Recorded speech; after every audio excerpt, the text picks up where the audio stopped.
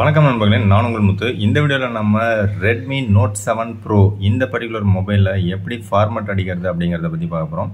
So ஃபார்மட்டில் ரெண்டு type இருக்குது. ஒன்று ஹார்ட் ரீசெட், இன்னொன்று சாஃப்ட் ரீசெட். ஸோ இது வந்து ஃபேக்ட்ரி ரீசெட் வந்து சாஃப்டாக எப்படி பண்ண போகிறோம் அப்படிங்கிறத பற்றி பார்க்க போகிறோம். நீங்கள் ஃபஸ்ட் டைம் நம்ம சேனலுக்கு வரீங்க அப்படின்னா சப்ஸ்கிரைப் பண்ணிவிட்டு கண்டினியூ பண்ணுங்கள்.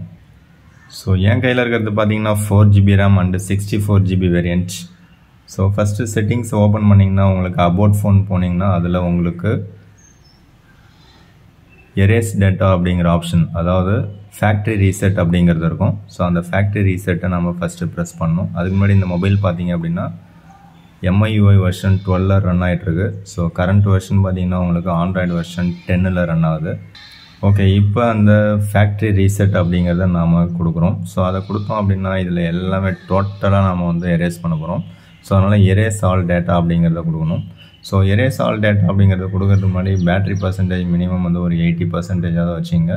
ஸோ எனக்கு ஒரு 72% காமிக்குது. ஸோ எரேஸ் ஆல் டேட்டா அப்படிங்கிறத ப்ரெஸ் பண்ணோம்னாக்கா நமக்கு எரேஸ் ஆகிடும் ஃபுல்லாகவே.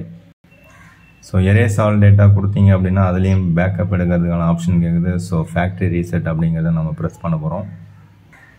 ஸோ அதை ப்ரெஸ் பண்ணிங்க அப்படின்னா உங்களுக்கு ஒரு 10 செகண்ட்ஸ் டைம் கொடுக்குது. ஸோ அதுக்கப்புறம் தான் நீங்கள் டிலீட் பண்ண முடியும். ஸோ எகெயின் நெக்ஸ்ட் அப்படிங்கிறத கொடுக்குறோம். திரும்பவும் ஒரு 10 செகண்ட்ஸ் நமக்கு டைம் கொடுக்குது. ஸோ நெக்ஸ்ட்டு ஓகே கொடுத்துட்டோம் அப்படின்னா நமக்கு ஃபேக்ட்ரி ரீசெட் ஸ்டார்ட் ஆகிடுச்சு. ஸோ இப்போ பார்த்தீங்கன்னா மொபைலில் இருக்கக்கூடிய ஆல் டேட்டாஸ் ஃபுல்லாக கம்ப்ளீட்டாக எரேஸ் ஆகிடும். ஸோ உங்களுடைய மொபைல் பார்த்திங்கன்னா நியூவாக எப்படி இருக்குமோ ஸோ அந்த மாதிரி இருக்கும். ஸோ இது ஃபேக்ட்ரி ரீசெட் முடிஞ்சு உங்களுக்கு மொபைல் பூட்டப் ஆகிறதுக்கு கொஞ்சம் டைம் எடுக்கும். ஸோ அது வரைக்கும் நீங்கள் என்ன பண்ணுறீங்கன்னா பவர் பட்டன், வால்யூம் பட்டன் எதையும் ப்ரெஸ் பண்ணாதீங்க. ஸோ டிஸ்பிளேலையும் ஏதாவது டச் பண்ணிகிட்டே இருக்காதீங்க. ஸோ மொபைலில் அப்படியே டிஸ்டர்பன்ஸ் இல்லாமல் சைலண்ட்டாக வச்சுருங்க. ஸோ இந்த ரெட்மி நோட் 7 ப்ரோ மொபைல் பார்த்தீங்கன்னா கேமராவுக்கு ஒரு சூப்பரான ஒரு மொபைல். ஸோ கேமரா பர்ஃபார்மன்ஸ் நல்லாவே இருக்குது. அண்டு கிளாஸ் பாடியில் ஒரு சூப்பரான பில்டு குவாலிட்டியில் கொடுத்தாங்க. ஸோ ஒரு வழியாக பார்த்தீங்கன்னா ஃபேக்ட்ரி ரீசெட் முடிஞ்சிடுச்சு. ஸோ இப்போ பூட்டப் ஆகிடுச்சு. ஸோ இதுக்கப்புறம் நீங்கள் நார்மலாக புது மொபைலை எப்படி செட் பண்ணுவீங்களோ அதே மாதிரி செட் பண்ணிக்க வேண்டியது தான். ஸோ ஒரு வழியாக பார்த்தீங்கன்னா மொபைல் பூட்டப் ஆகுது. ஸோ அதில் உங்களுக்கு தேவையானதை மட்டும் யூஸ் பண்ணிங்க, தேவையில்லாத எல்லாத்தையும் ஸ்கிப் பண்ணிவிடுங்க. ஸோ இதுலேயும் ஒரு சில அடிஷ்னல் செட்டிங்ஸ்லாம் கேட்குது. ஸோ அந்த அடிஷ்னல் செட்டிங்ஸில் இந்த பர்சனலைஸ்டு ஆட்ஸை ஃபஸ்ட்டு டிசேபிள் பண்ணிவிடுங்க, டர்ன் ஆஃப் பண்ணுங்கள். அண்ட் இதில் உங்களுக்கு எதெல்லாம் வந்து தேவையில்லைன்னு தோணுதோ அது எல்லாமே நீங்கள் வந்து டிசேபிள் பண்ணிக்கலாம். பட் நீங்கள் டிசேபிள் பண்ணிங்கனாலும் சிலதெல்லாம் வந்து உங்களுக்கு வரும்.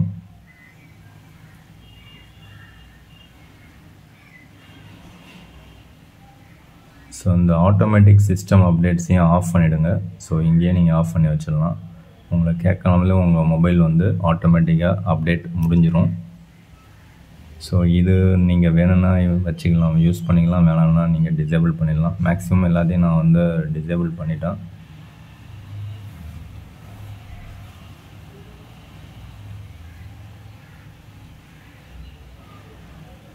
ஓகே, சிலதெல்லாம் டிசேபிள் ஆகிறதுக்கே லேட் ஆகுது. ஓகே, ஒரு வழியாக டிசேபிள் பண்ணியாச்சு. ஸோ இப்போ ஃபஸ்ட்டு பூட்டப் கொடுத்தாச்சு. அண்ட் செட்டப் கம்ப்ளீட்னு வருது.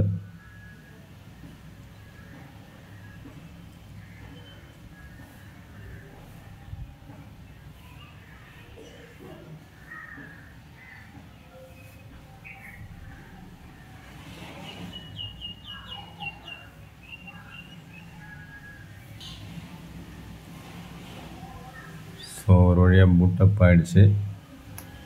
ஸோ இப்போ உங்களுக்கு புதிய மொபைல் எப்படி இருக்குமோ ஸோ அதே மாதிரி தான் இந்த மொபைல் இருக்கும்.